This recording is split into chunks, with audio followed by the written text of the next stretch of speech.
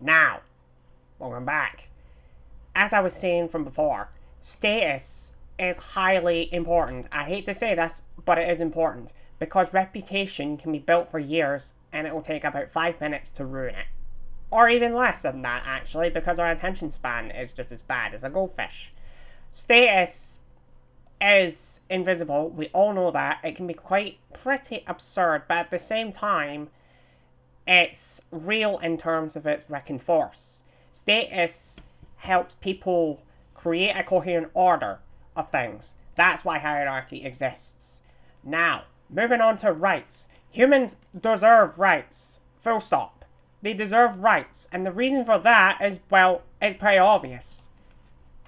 So that suicide rates don't, go up, so that there's no revulsions, there's no, bad protests, or, riots, as people say it. We need rights so that we can speak out against inequality.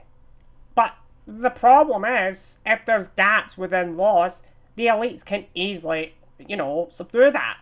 It's pretty obvious as into why your feeble little minds can't even grasp on the concept of rights. You've also got responsibilities. That's a people say that we have rights, but then again you avoid responsibility. Yeah, people don't talk about responsibilities a lot of the time because they have the power or rights which were given by the people in power. Pretty ironic, huh? Yeah. Why would you start going to the gym, you twig? Shut up, Robin! I'm trying to do a lecture here! Can't grab your life. Shut up! Okay. Liberties. Man, the boy. You're the boy! Shut up! Anyway, ignore that monkey. That ape. So, liberties. We need to have the freedom to do what we want to do within the law. Because if it doesn't harm people, why not? Liberties to do what? To protest? To go into, representation and power? It can be quite empowering for women as well with, the state of feminism.